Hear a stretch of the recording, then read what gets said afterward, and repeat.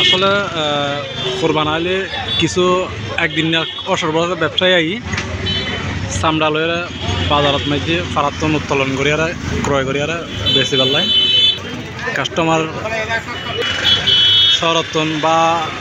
অন্য জায়গাতন কিনে নিয়ে গ্রাহক নোয়াই হিসেবে আসলে তারা এখন খুব ভোগান্তিতে আছে এই চামড়া লইয়া আর এখানে দেখা গেলে চেষ্টা করি আসলে তারা এখন খুব টেনশনত আছে তারা লারা হতা হয়ে এখানে হতা হয়ে ওনারা দেখাইব বিষয় কেন চামড়া হওয়ান কিনুন আমরা 16 হরিয়া ধরলেন না নদী 200 টাকা ধরে 200 টাকা ধরলেন না খরচ বিরোধ যাই হরিয়া হয়েছে 150 টাকা মানে ব্যাকুল মিলে একখানা 150 টাকা হয়েছে 150 টাকা মূলত দেয়া মূলর হরিয়া 150 টাকা এখন নতুন একখানা চামড়ার মধ্যে ফিনিশনে মানে দুলাই খরচ হয় হরিয়া খরচ 250 টাকা খরচ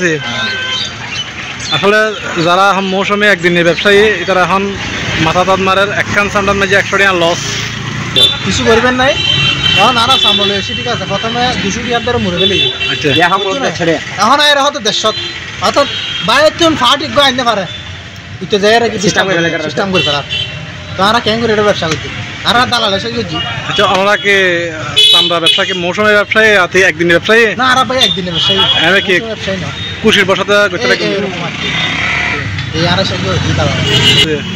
আমি 131 টাকা নন্দী আছে 3000 টাকা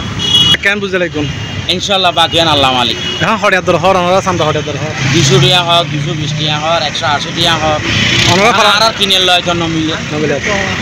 তো এখন কি ওনার কাটতে হতো না হ্যাঁ হ্যাঁ কাটতে ওখানে ভালো লাগে না বাকি না আল্লাহ রাত আর নইলে কাটতে লইব ধরে গিয়ে 10,000 টাকা দেব ধরে কি ফেলাই দিন নমিলে বন্ধ দিন